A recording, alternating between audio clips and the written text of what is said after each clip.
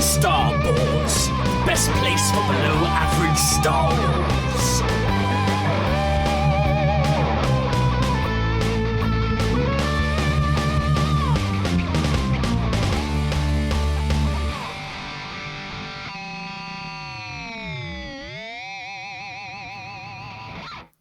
Hello there, and welcome to the Star Wars Show, a UK-based Star Wars podcast with in-depth discussions and analysis, always sprinkled with some silliness. I am the Geordie Jedi Pete. And I am Jason Hondo Ling. And it is just us two in the cockpit today, taking you through the Star Wars news. And it's been quite a while since we recorded a Star Wars news episode. I think the last time we recorded, Jace, was for our Patreon exclusive episode for October, which is available on our Patreon feed, which was a lot of fun, using a bit of AI to create some good topics. But this is our first time back in the seat talking the Star Wars news for a while. How are you feeling about that? Yeah, there's been a lot going on and a lot to chat about, so it's always good. It certainly is, and we'll kick straight off. So,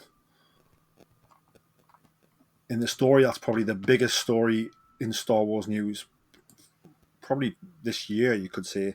Adam Driver was talking to the Associated Press, and he was saying that Disney shot down a Ben Solo sequel despite Lucasfilm backing it.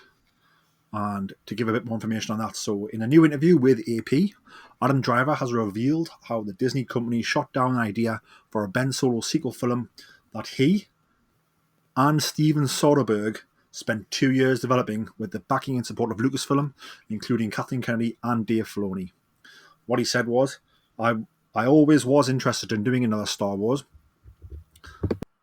I had been talking about doing another one since 2021. Kathleen Kennedy had reached out. I always said, with a great director and a great story, I'd be there in a second. And I love that character and love playing him. What he said was that we presented a script to Lucasfilm. They loved the idea. They totally understood our angle and why we were doing it. We took it to Bob Iger and Alan Bergman next, and they said no. They didn't see how Ben Solo was alive, and that was that. It was called The Hunt for Ben Solo, and it was really cool. But it is no more, so I can finally talk about it. Soderbergh said in a statement, I really enjoyed making the movie in my head. I'm just sorry the fans won't get to see it. Obviously, Lucasfilm and Disney have declined to comment on this story, but it's pretty wild. Obviously, for Driver, obviously he starred in Steven Soderbergh's 2017 heist comedy Logan Lucky. So he knows him there. Off the back of that, so some further news broke after that story. So The Hunt for Ben Solo was greenlit before Disney pulled the plug. So the playlist has shed more light on The Hunt for Ben Solo, confirming that the film had a completed script, Lucasfilm's creative stamp of approval, and was greenlit internally before being cancelled by Disney executives Bob Iger and Alan Bergman. So after this submission, the project stalled at the executive level. Sources say Bergman took an unusually long time to read the script, and when he and Iger finally responded, their primary concern was narrative continuity, specifically uncertainty about how Ben Solo could be alive following the events of The Rise of Skywalker. Internally, that reaction surprised Lucasfilm leadership, who reportedly felt the story's logic was clear and creatively sound. Several people close to the production interpreted the decision as politically motivated, conceding with Iger's efforts to position Bergman as his successor at Disney. So, I mean, there's probably lots of different ways to go about it. But what I find, two things. So, just because something is no longer happening does not mean any type of NDA does not become exempt, if that makes sense. So, before we talk about the idea of the movie and the story, Jason, just what's your thoughts on,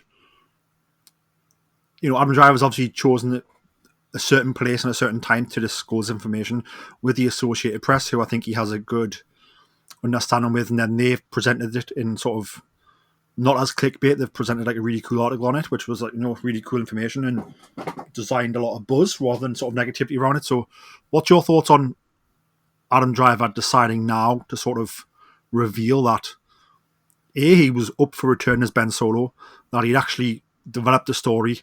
They'd written a script, which was a finished script, with Steven Soderbergh attached to direct. Yeah, I think for me it's quite interesting because out of all of the actors from the sequels, Adam Driver's probably the one that I thought had quite possibly, I've done my bit, walked away. So to hear that he was involved with this development was a little bit of a surprise to me. But also, it's interesting just how far it got. And I think possibly, maybe nothing had been set up until this point because there was still a little bit of hope maybe that they could pull it off. But it sounds like they've, the line's been drawn now. And obviously Adam feels that it's time that the public know that there was this thing in the background that could have happened. Obviously, there's a lot of people that would have enjoyed it. I can think one of our co-hosts is probably jumping up and down, screaming that it hasn't happened. But at the same time, I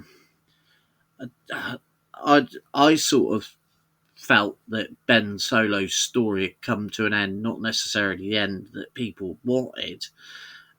So for me, it was one of those that, I can see why the decision was made. But at the same time, it's interesting that it was something that was looked at so in depth that they had a finished script and everything. But yeah, it's an interesting story that sort of caught me by surprise. It's not just a finished script, so Disney purchased a fully developed treatment and beat sheet that was developed by Soderbergh and screenwriter Rebecca Blunt. That is the pseudonym for Jules Eisner. So that is Soderbergh's wife, who also wrote Logan Lucky. They then Disney purchased that fully developed treatment and beat sheet. They then hired Scott Z. Burns, who was paid more than any screenwriter in Lucasfilm history, to complete the screenplay. And then that was then handed off, and then that is where Lucasfilm were good to go, but then it did not get past Bob Iger and Alan Bergman. So it's not just a case of he has a script, read it. This was actively going through development and sort of passed all through the internal development of Lucasfilm and just stalled when it hit Bob Iger and Alan Bergman, and didn't just send it away to get rewritten or anything. They actually just said no. What I find very ironic is that how Disney sort of are probably responsible for the rush job on The Rise of Skywalker. As we spoke about in the last episode, I think, we had a movie getting developed, which was Episode 9, Duel of the Fates, going to be directed by Colin Trevorrow. Carrie Fisher passed away. Maybe some other things happened behind the scenes, which we don't know about yet, which we'll find out in the future, I'd imagine. But Colin Trevorrow's gone. That movie is gone. They then quickly pivot to J.J. Abrams to get them out of jail. Instead of taking their time, they then bring Chris Terrio in to write the script for The Rise of Skywalker. And the whole point of that movie is that somehow Palpatine returned from the dead, right? Somehow. But yet, Bob Iger and Bergman can't understand how Ben Solo would be back. It's very funny, I think. But it's I know what you're saying about, the sort of the people who love Ben Solo, Kylo Ren, people who love Rey and the Reylos, they're very much championing this. They didn't know about it, but now they do. They're sort of excited. And there has been a campaign for Save the Hunt for Ben Solo. So there's been a couple of stunts. So there was a stunt at the Disney Studios in Burbank, California, where a plane flew over the studio area, the backlot, saying Save the Hunt for Ben Solo. And there's also been advertising boards hired in the Burbank area, saying, we want this movie. Everybody's talking about it online. A lot of positive conversations going on about it. Haven't seen any negativity. A lot of people thirsty for it. It's sort of been quite fun to see all the sort of reactions and sort of debate online, which is cool. I think we haven't had that for a while.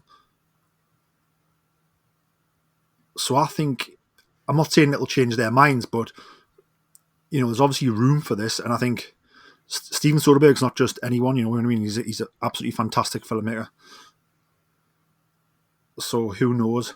But basically, after hearing that Adam Driver pitched the film, The Hunt for Ben Solo was rejected by Disney. Fans have taken matters into their own hands by flying a plane over Disney Studios with a banner reading "Save the Hunt for Ben Solo." what they say is that they really hope the banner shows the decision makers at Disney that the fans really do want this. I hope this banner shows just how much the character events will mean to so many of us, and that the fans really do want this movie. So yeah, it's ignited a lot of really awesome conversation and interactions throughout the fandom. And as you know, Star Wars is not just movies, so I'm not saying that this exact story will be developed into something, but we could get future Ben Solo stuff along the lines of comic books, novels, audiobooks, animations, you name it. Obviously, their biggest comic book right now is obviously Kylo Ren driven and Kylo Ren centric, building up into the events of sort of The Rise of Skywalker. So who's to say this movie doesn't come about later? What's your thoughts on? And I sort of half mentioned it. Obviously, Adam Driver's come out and announced this, in a very careful but probably very planned and strategic way, if that makes sense. He probably has breached an NDA, I'd imagine. Now, he's Adam Driver, one of the best actors of a generation, so, I can't see them coming after him, but I think it is a play to try and get eyes on it, to try and get it greenlit. What's your thoughts on that? Yeah, I definitely think that's a possibility. He's not the sort of person that would make flippant sort of comments about a project without having a reason for discussing it. Obviously, I'm sure he gets asked lots of questions about Star Wars and his role in the sequels. But yeah, to me, and also if he's been working behind the scenes with Steven Soderbergh and the writers and everything, he's got an invested interest, and I can quite imagine that, he's thinking, not just for me, these guys have put a lot of work into this. It would be really nice to see it come to fruition. So yeah, I think it probably is very much planned. But whether it would have any effect, knowing what Disney are like and that, not quite sure. But it's an interesting thing to see how it will play out. Because, it is obviously, with the Rey story very much stalled at the moment, or seems to be stalled, why not go for a different angle, which could then lead into that. So yeah, there's a lot of possibilities, and I think this could play out over a while, depending on how things stand with Disney and everything. Definitely, and I think that's the bit that sort of gets my back up the most, I think. And I'm not too bothered about it, but like where you could take fault is that here they have a very world renowned director and writing team with a script that's been sort of accepted by the studio, ready to go sort of into the next stage of pre-production, I suppose, and be greenlit. They've read the script and just said no when they are sort of really trying to push this Rey movie, which is on its 4th or 5th writer now. And it's like, if this script was done and had no notes, you just didn't want to do it, then like, that's what's wrong with the company, probably. You probably should be, the things that are all lined up and look good, that's what you should be going with first, if that makes sense. And I think you made a great point there when you said, if this is done and ready to go, with all these certain creatives attached, then run with it. And then it could very much lead in and help you with a Rey movie and what's next. But yes, time will tell. But I think for the be like, Ben Solo's dead, I think like, we think he's dead from what we saw at the end of Rise of Skywalker. We thought Darth Maul was dead as well, I would say. We thought Palpatine was dead. You could say that we thought that Ezra was dead, the way Rebels ends. You could say that we thought Ahsoka was dead in a Rebels Season 2, but obviously we then see the World Between Worlds and she's not. I could go on and name more people who could be dead. Do you know what I mean? So I think they've developed a story in the for me, the fact that sort of Lucasfilm had said it was great and fine and worked with it, so that means Dave Filoni looked at it and said, "Yep, this works." You know, and for me, if that story works with Dave Filoni, then it works for everyone, right? yeah, and this is something that sort of brings up the problem that to me possibly occurred with the sequels. Um, and obviously, Kathleen Kennedy gets a lot of stick for what's been happening. But I'm wondering if this is starting to point to the problems actually higher in a different part of the company structure, and that maybe they need to leave the creatives actually know the product, know the fandom, and know what they're talking about to actually produce the material and to give them the space to actually create rather than trying to stick to the commercial side that clearly isn't working.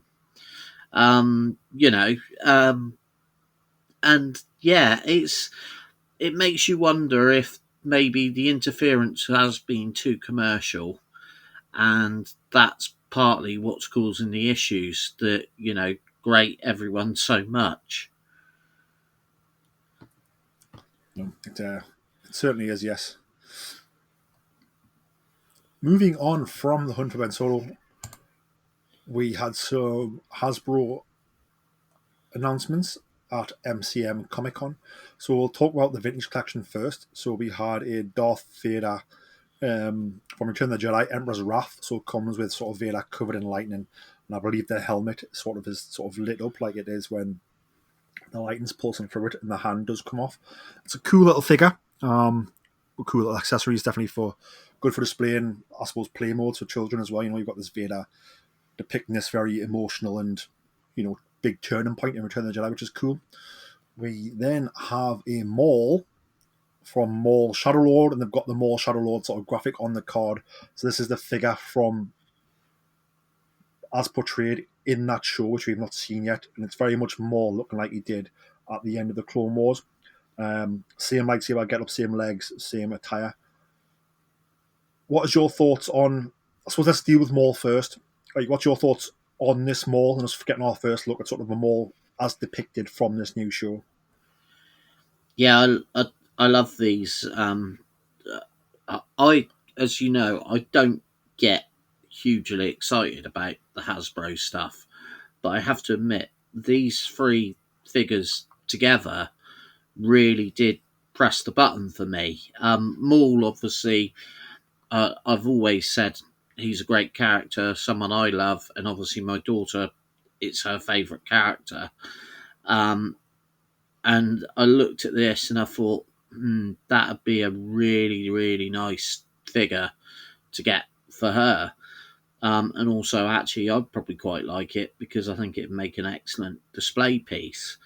The Vader figure, again, that to me, it captures a moment in the film that really does go. And seeing it in the vintage collection sort of packaging just reminded me of the figures that I used to collect as a kid. So yeah, I love the look of these. And I can actually see myself purchasing both of them, which I don't very often say with the vintage collection stuff. Yeah, I can see the Vader's awesome, but I don't think I would pick the Vader up. But I can see why it is awesome, and I'm glad they've done it. The Maul, I would definitely pick up. I wouldn't have it's obviously a Maul that's very similar to a Maul we've seen. I wouldn't have in Shadow Lord we're going to see sort of Maul through different depictions, so we might see him in some different attire down the line once the show's revealed. And then the third figure was from the Acolyte, and it was the Stranger Khmer. So he comes with soft goods cloak with the helmet that's removable, and it comes with sort of the lightsaber that also separates into the hidden secret mini lightsaber blade. And this thing looks awesome as well.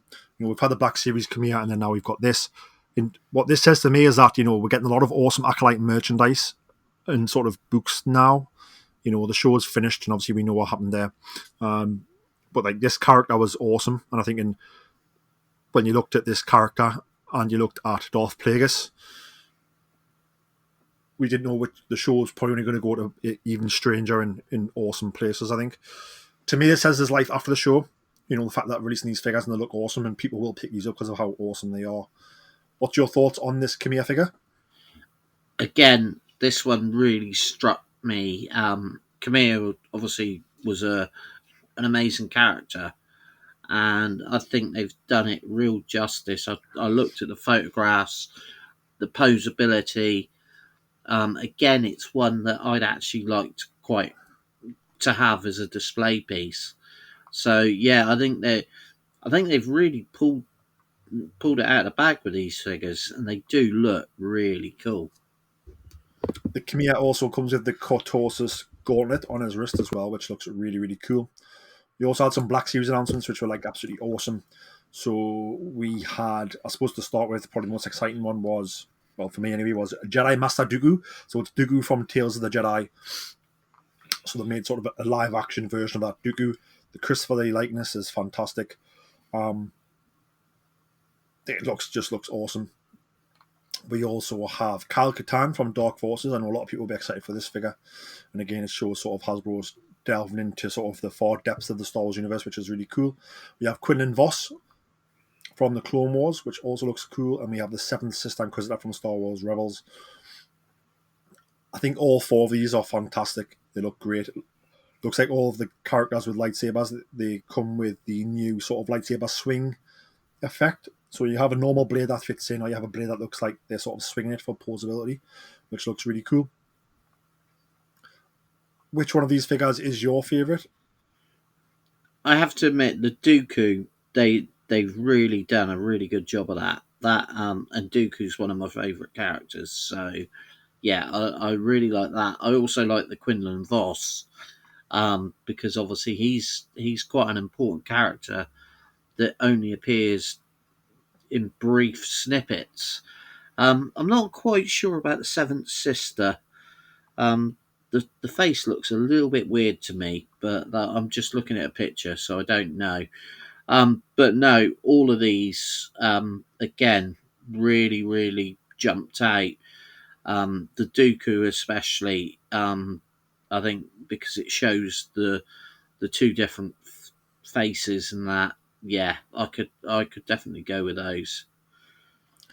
Kyle Katarn's under the Gaming Greats banner. It looks like it could be a deluxe figure. I don't know why, just because it comes with a blaster maybe, but the blaster looks different, looks cool from the game, and his attire looks pretty cool. I think like all of these figures are probably must-haves for Black Series collectors, which is cool. I'm probably doing the right thing, and the pre-orders are set for October 28th for these, so happy hunting with those. But yes, I think I'll probably pick up all 4 of these Black Series, and I'll probably pick up the Maul and the Kamiya in the vintage collection. Moving on from there, we have an excerpt from a new Star Wars novel. So basically an excerpt from Adam Christopher's upcoming novel Star Wars Master of Evil, which is out on November 11th. It features Darth Vader igniting his red lightsaber for the first time. The excerpt is as follows. So after Revenge of the Sith, a newly forged Darth Vader hunts for the secrets of life and depth under the watchful eye of Emperor Palpatine. In the wake of Emperor Palpatine's rise to power, the true nature of his most sinister enforcer remains a mystery. Darth Vader is a dominant yet elusive figure, the shadow cast by a sort of malignant imperial regime, unknowable to even its top officials. But even as his humanity gives way to myth, Vader remains haunted by the promises of the dark side, seeking ultimate power that his master has hinted at but withheld, power to conquer death itself. On the volcanic world of Mustafar, Vader undertakes a dark ritual, bleeding a kyber crystal to forge his lightsaber. The act unleashes a power far greater than he anticipated, giving him a glimpse into the limitless potential of the Force. Vader is determined to follow this vision, even if it means defying his master's orders, yet he finds the Emperor suspiciously supportive on his mission, even sending Vader to the Dezo system to investigate rumors of a force-wielding shaman able to raise the dead. At his side are a Kadir of the Emperor's scarlet-robed royal guard, led by Colonel Hallan Goth, a decorated soldier with a very personal interest in Vader's mission. Even as the Emperor's true motivations reveal themselves, Vader falls deeper into obsession. His journey takes him far across the galaxy, chasing rumors and phantoms. But no matter how far he travels, he cannot escape the shadows within his own soul. Haunted by the echoes of his past, Vader circles the true resolution to his quest. Only once all weakness is purged can he become a master of evil. So yes, so that is an excerpt from Star Wars Master Reveal by Adam Christopher. Also, description of the excerpt anyway. What's your thoughts on just what I've said there, on what this book's going to be sort of following? Does it make you want to read it? Yeah, I have to admit it's a book that sort of intrigues me anyway. And reading the description, it sounds like there's going to be, quite an interesting journey to go on. And obviously seeing the relationship and how it formed between Vader and Emperor Palpatine, because we've very much seen how the relationship between Chancellor Palpatine and Anakin formed, but obviously now that he's gone to the dark side, so to speak, it's a journey that obviously we haven't had explained other than snippets. So yeah, it's definitely an interesting book that I'm looking forward to exploring. It certainly does. I'll certainly be trying to pick it up. It is available for pre-order now, so you can pick up Star Wars Master of Evil for now for pre-order. Moving on from there, a really cool story was sort of Stellan Skarsgård, who of course was in Andor season 1 and 2. He's spoken about the stroke he suffered 3 years ago and how that's made filming considerably more challenging, saying that sort of his language had become weaker as a result and that he had required an earpiece on Dune Part 2. So speaking to Vulture, he was to promote his new thing, Sentimental Value.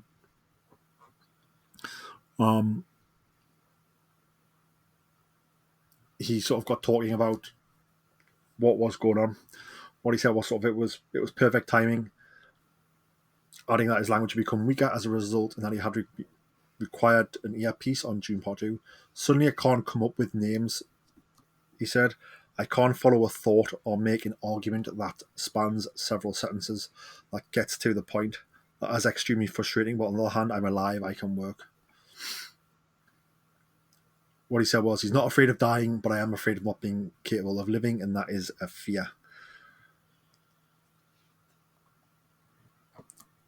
I think what was quite cool about this was that, he's obviously a fantastic actor, and I think the ability to sort of go off the cuff sometimes and sort of delve down.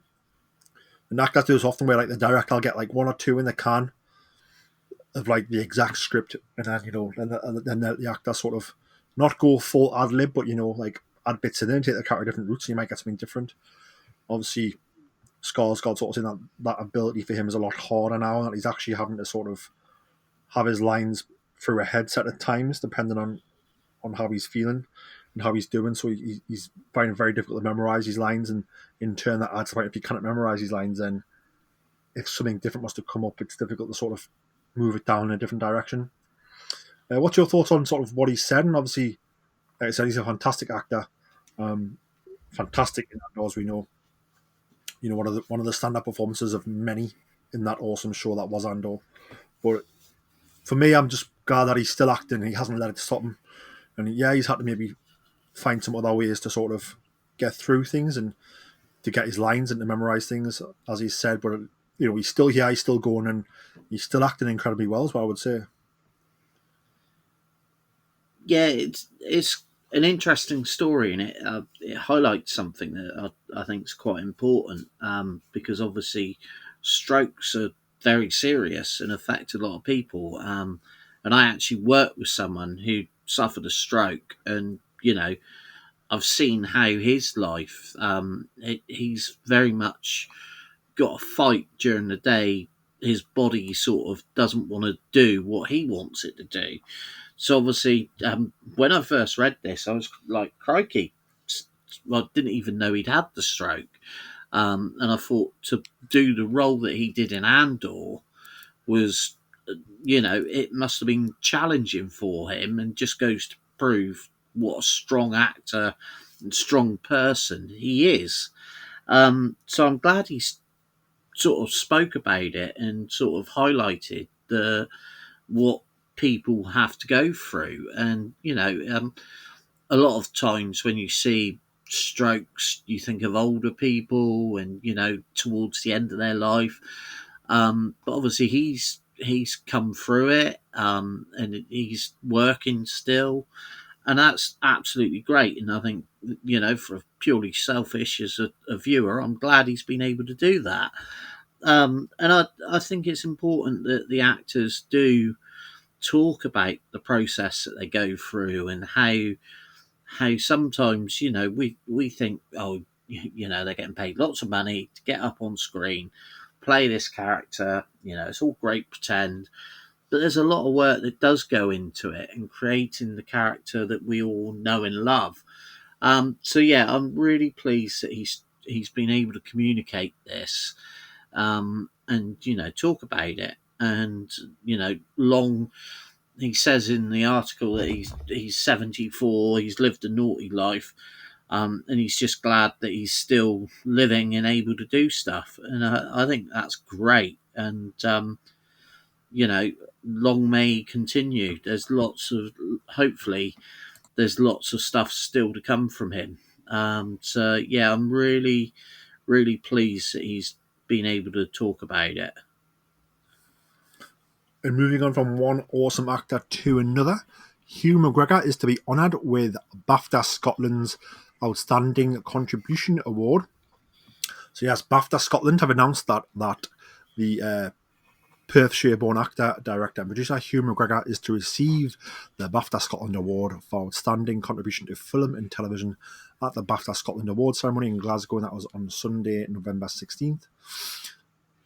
McGregor has amassed an impressive list of film credits across his now over 3-decade-long career, from his breakthrough roles in British classics Brassed Off, Shallow Grave and Trainspotting to the legendary Obi-Wan Kenobi in the Star Wars prequel trilogy, to starring as Christian in the Academy Award and BAFTA-winning musical Moulin Rouge.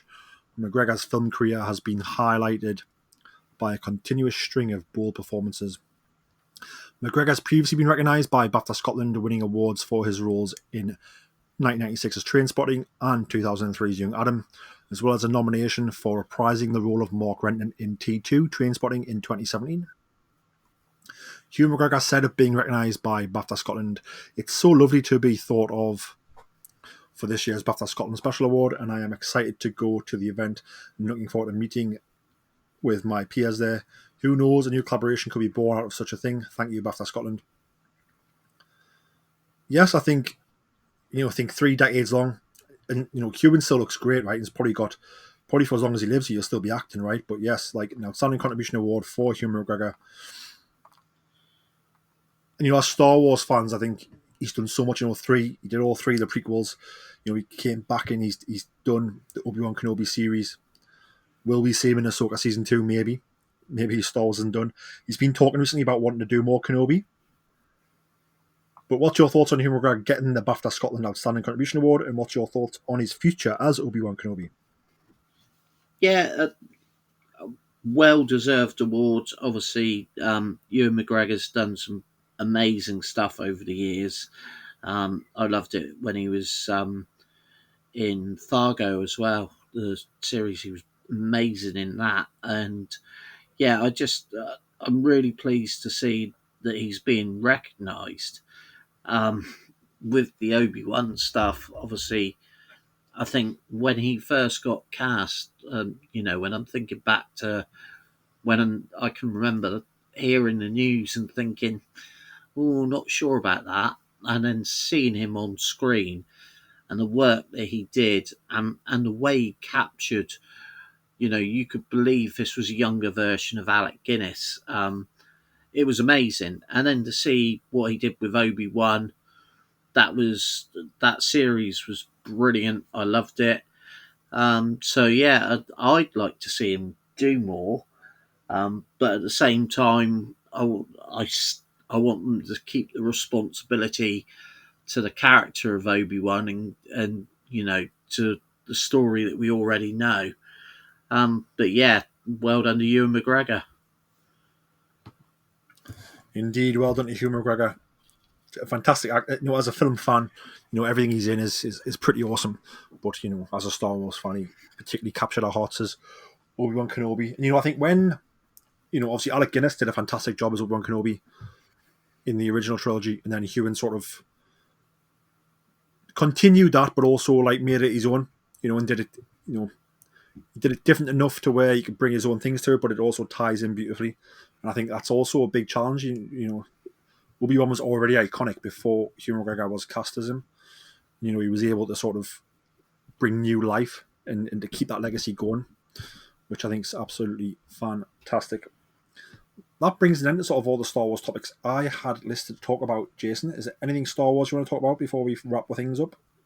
Well, there's so much stuff going on at the moment that inundated with new stuff coming. I'm looking forward to there's new sets for the Star Wars Unlimited, and there's the Battle of Hoth game that they've brought out, which is like a way of learning how to play Star Wars Unlimited. And I see this weekend up at MCM London, they were demonstrating and people were playing it. And I'm hoping when I go up to Birmingham, I might have a chance if Asmodee are there. I'm going to be popping along to have a look at the Hoth game and might put it on my Christmas list. But yeah, there's so much stuff coming out at the moment. Obviously, we're getting towards what I refer to as the silly season, where there's going to be so much stuff. I think I might have to try and win the lottery. But yeah, lots of fun stuff. I'm sure there's more Lego announcements to come soon. So I'm looking forward to seeing what they've got in store for us. There's always new Lego, isn't there? Yes. That big Death Star that we talked about in the last episode that's in the Gateshead Lego store now. So I imagine it's in every Lego store in the country, available to buy. So if you have £1,000, you can pick that up. Jason, where can people find you on social media? At Hondoling, as always. You can find myself. I am on X, formerly known as Twitter, and Instagram at Geordie Jedi Pete. You can find the podcast on X at Balls Star, and you can find the podcast everywhere else, including Instagram, TikTok, Facebook, LinkedIn, YouTube, you name it, we've got it at Star Wars Podcast. You can also find us on Patreon. You can support the show there, and you can follow the link for that in our show notes. But thank you very much for listening. May the Force be with you all. And remember, always tell that to Kanja Club.